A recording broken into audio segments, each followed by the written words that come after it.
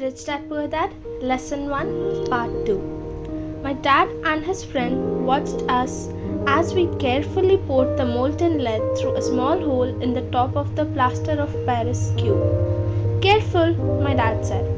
I nodded without looking up.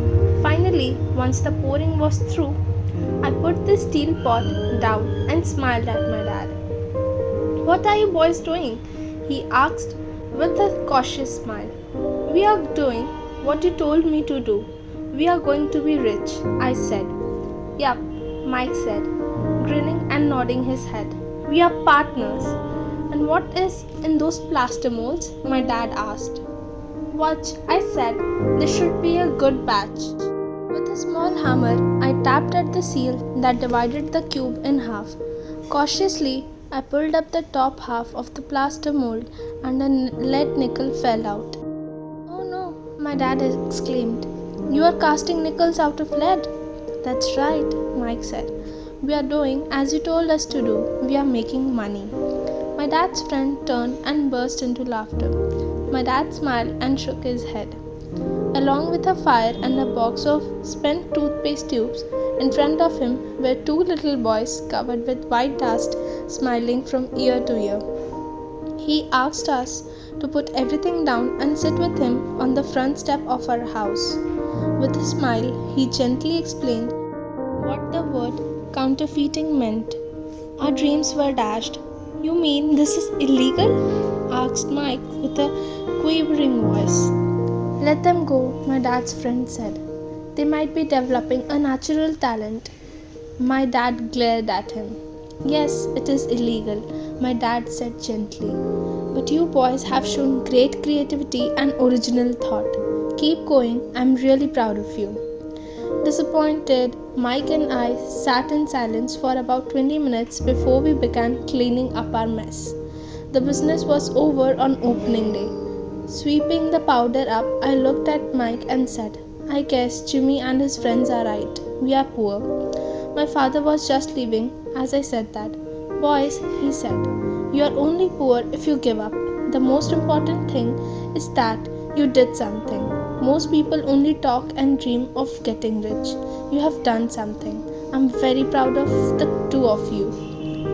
I will say it again. Keep going, don't quit. Mike and I stood there in silence. We were nice words, but we still did not know what to do. "So how come you're not rich, Dad?" I asked. "Because I chose to be a school teacher. School teachers really don't think about being rich. We just like to teach. I wish I could help you, but I really don't know how to make money." Mike and I turned and continued our cleanup. "I know," said my dad. "If you boys want to learn how to be rich, don't ask me. Talk to your dad, Mike." "My dad?" asked Mike with a scrunched up face. "Yeah, your dad," repeated my dad with a smile. "Your dad and I have the same banker, and he raves about your father. He has told me several times that your father is brilliant when it comes to making money." "My dad?" Mike asked, again in disbelief. "Then how come we don't have a nice car and a nice house like the rich kids at school?" "A nice car and a nice house don't necessarily mean you are rich or you know how to make money," my dad replied. Jimmy's dad works for the sugar plantation. He's not much different from me. He works for a company and I work for the government. The company buys the car for him. The sugar company is in financial trouble and Jimmy's dad may soon have nothing. Your dad is different, Mike. He seems to be building an empire and I suspect in a few years he will be a very rich man. With that, Mike and I got really excited again. With new vigor, we began cleaning up the mess caused by our now defunct first business. As we were cleaning, we made plans for how and when to talk to Mike's dad. The problem was that Mike's dad worked long hours and often did not come home until late. His father owned warehouses, a construction company, a chain of stores, and 3 restaurants. It was the restaurants that kept him out late. Mike caught the bus home after we had finished cleaning up. He was going to talk to his dad when he got home that night and ask him if he would teach us how to become rich. Mike promised to call as soon as he had talked to his dad, even if it was late. The phone rang at 8:30 p.m. "Okay," I said.